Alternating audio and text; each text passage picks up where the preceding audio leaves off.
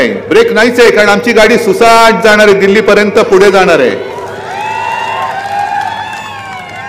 पण मोदीजी, तुम्हाला आमच्या महाविकास आघाडीच्या गाडीच्या चाकाची जर एवढी चिंता असेल तर तुमच्या इंजिनाला भ्रष्टाचाराची जी चाकं लागलेत ना, ती बघा पहिली, ती या निवडणुकीत पंक्चर होणार आहेत.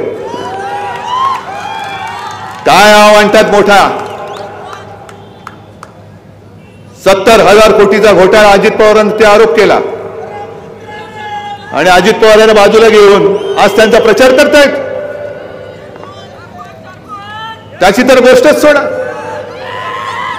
सगळे भ्रष्टाचाराचे ज्यांच्यावरती आरोप झाले ते सगळे आजूबाजूला घेऊन मोदीजी तुम्ही त्यांच्या प्रचाराला येतात. काय कोणत्या तोंडाने ज्यांना तुम्ही भ्रष्टाचारी म्हटलं त्यांना मत द्या, कोणत्या तोंडाने तुम्ही महाराष्ट्राला सांगणार आहात? अजित पवारांच्या प्रचाराला जाणार आहात? जा. आणि कसं काय यांचं सगळं स्वच्छ आहे ते तुमच्याच तोंडाने, ज्या तोंडाने तुम्ही आरोप केले त्याच तोंडाने सांगा अजित पवार किती गुणाचा पुतळा आहे. काय अजून काय त्यांना तुम्ही काय सँडल सोपनी आंघोळ घातली? अरे टरबुजाबद्दल नका बोलू रे, त्याची संधी संपलेली आहे. पण मुद्दामून मला मिंदेला सांगायचे आणि अजित पवारांना पण सांगायचे. आज अमित शहानी सांगितले ना, तुम्ही काय म्हणतात तसं मी नाही बोलत, देवेंद्र फडणवीस पुन्हा मुख्यमंत्री होणार असं ते बोलले. मान्य तुम्हाला पटणार आहे? आणि मग मिंदे आणि अजित पवारांनी आता ठरवावं की वापरा आणि फेका हे भाजप कसं करतंय. आता तुम्हाला त्यांची भांडी घासायला लावतात की नाही ते बघा. हे असंच भाजप चाललेलं आहे, ज्याला आपण 25-30 वर्ष फसलो. आणि ते जे काय म्हणतायत ते ढोंगी हिंदुत्व मी मानायला तयार नाही. आपलं हिंदुत्व हे वेगळं आहे. मी अनेकदा सांगितलं, आपलं हिंदुत्व हे घर पेटवणारं हिंदुत्व नाही, नुसतं हिंदू मुसलमान दंग करणारं आपलं हिंदुत्व नाहीये, तर घरातली चूल पेटवणारं आपलं हिंदुत्व आहे. आम्ही हिंदू आहोत ना, पण आज सुद्धा इकडे अनेक मुसलमान आलेले आहेत. काय त्यांना माहिती नाही आम्ही हिंदू आहोत? पण सगळे एकोप्याने जे नांदत आहेत, जे या देशाला आपला देश मानतायत, त्यांना पण तुम्ही शत्रू मानणार आहात? आमचं हिंदुत्व हे हृदयात राम आणि हाताला काम देणारं हिंदुत्व आहे. यांचं सरकार भ्रष्टाचाराने एवढं बरबटलेलं आहे. प्रत्येक ठिकाणी जाऊ तिथे खाऊ, जिथे जातात तिकडे खातायत. मुंबई महापालिकेची तिजोरी या तरी कमी करायला चाललेले.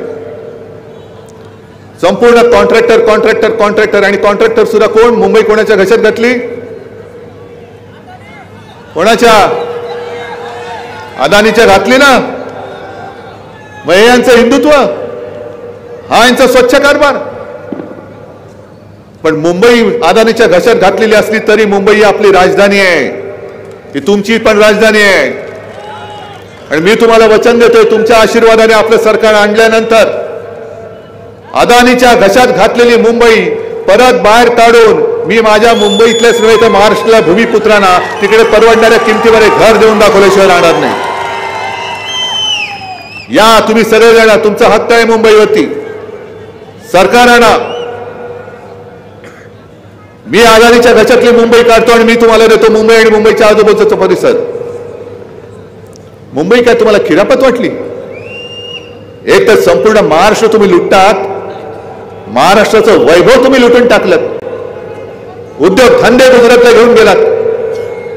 महाराष्ट्रामध्ये येऊ शकणारे उद्योग धंदे हे सुद्धा तुम्ही गुजरातला घेऊन गेलात.